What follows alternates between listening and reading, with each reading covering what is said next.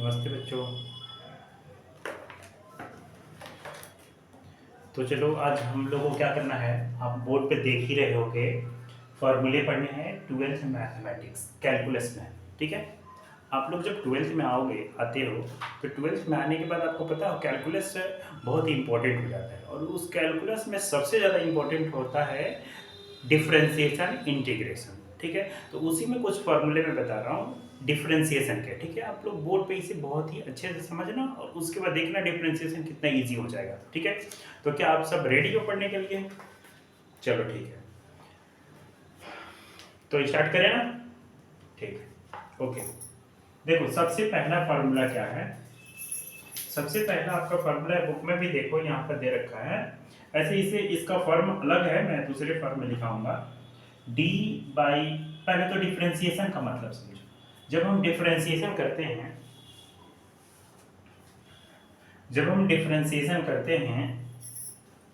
तो उसके लिए सिंबल क्या देते हैं, SYMBOL सिंबल। ठीक है, देखिए सबसे पहले किसी चीज का डिफरेंशिएशन जब हम करते हैं तो उसको डी बाई डेल एक्स के फॉर्म में लिखते हैं। ये क्या लिखा हुआ है, डी बाई डेल एक्स। ठीक है, और ये जो ब्रैकेट का आप सिंबल देख रहे हो, इसमें जिस चीज का डिफरेंशिएशन करना होगा उसे हम यहाँ पे रखेंगे। ओके, बात समझ में आ रही है? और एक और चीज, ये जो नीचे सिंबल में एक्स दे रखा है, इसका मतलब होता है WRT विथ रेस्पेक्ट टू, यानी जो फंक्शन इसके अंदर रहेगा, आपका जो भी फंक्शन रहेगा, इसे एफएक्स के रूप में हम डिनोट कर देते हैं। और एफएक्स इसलिए लिख रहे हैं क्योंकि ये जो फंक्शन होगा एक्स के टर्म में होगा, और एक्स के टर्म में होगा तो ही हम क्या करेंगे, एक्स के रेस्पेक्ट में इसे डिफरेंशिएट करेंगे। बात समझ में आ रही है इस चीज को? देखना है एक चीज को, ये जो फंक्शन दिया रहेगा वो किस टर्म में होगा, एक्स के टर्म में होगा, और फंक्शन जब x के टर्म में होगा तो x के रेस्पेक्ट में ही डिफरेंशिएट किया जाएगा, इसको किसी दूसरे के रेस्पेक्ट में डिफरेंशिएट नहीं किया जाएगा। ठीक है, अगर वो दूसरे फॉर्म में होगा तो फिर मैं इसे चेन रूल से क्या करूंगा, बैलेंस करूंगा, फिर उसके बाद कर पाऊंगा। ठीक है, और सारे जो भी तरीके होंगे उसको आगे मैं बताते चलूंगा, आप एक एक चीज को समझते चलना। ठीक है, कोई भी अगर डाउट हो तो आप कमेंट कर देना, मैं आपको बहुत ही अच्छे से क्लियर करके समझा दूंगा। ठीक है, चलो ध्यान ध्यान से देखो। देखिए पहला आपका फॉर्मूला है डी बाई डेल एक्स, और यहां पर मैंने फंक्शन क्या लिखा है, एक्स है। ठीक है, देखो अगर कोई फंक्शन है, यहां पर भी एक्स है और एक्स के रेस्पेक्ट में ही डिफरेंशिएट कर रहे हैं, तो इसका फॉर्मूला हो जाएगा डायरेक्ट ए 1। क्या होगा इसका, 1। बात समझ में आई? यानी कि कोई भी फंक्शन हो अगर उसी के रेस्पेक्ट में डिफरेंशिएट करेंगे तो इसका रिजल्ट आपका हो जाएगा ए। पहला फॉर्मूला है। फिर इसके बाद दूसरे फॉर्मूले देखिए क्या है, डी बाई डेल एक्स, और जिसका डिफरेंशिएशन हमें करना है फॉर्मूला के रूप में, वो होगा X to the power N. क्या होगा, X to the power N. एक चीज यहाँ पे देखो, अब गौर करके यहाँ पे देखना, आपका जो फंक्शन दिया गया है वो क्या है, X to the power N है।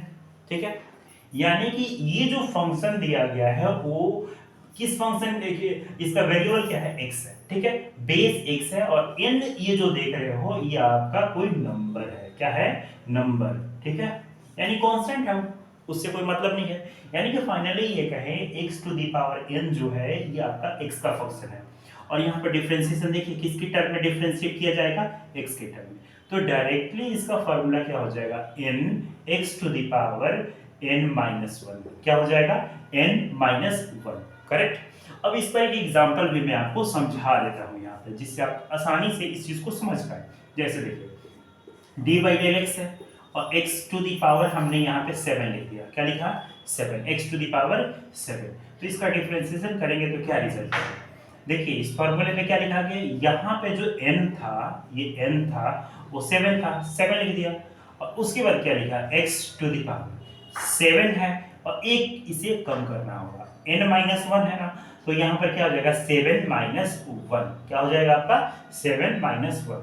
तो आपका फाइनली रिजल्ट क्या आ जाएगा, 7x टू दी पावर 6। बातें समझ में आई?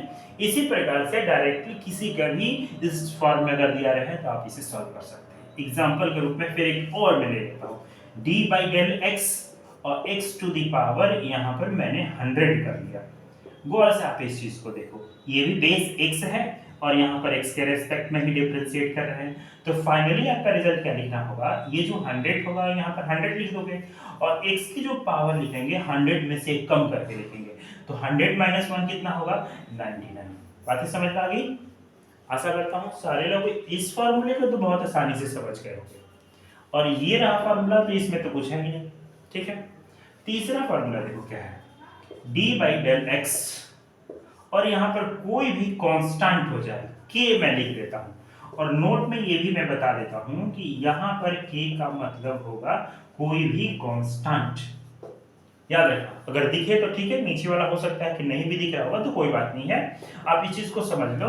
k का जो वैल्यू होगा ये कांस्टेंट होगा, और किसी भी कांस्टेंट का डिफरेंशिएशन किसी भी टर्म के रेस्पेक्ट में अगर किया जाए, वेरिएबल कुछ भी रहे, यहाँ पर जो x मैंने लिखा है उससे मतलब नहीं है, y भी रहता, z भी रहता, w भी रहता, u भी रहता, कुछ भी रहता, तो इसका डिफरेंशिएशन फाइनली कितना आता, 0 आता। कितना आता, 0 आता। क्या ये बातें आप लोगों को समझ में आ रही हैं? आशा करता हूँ समझ में तो आ ही गया होगा।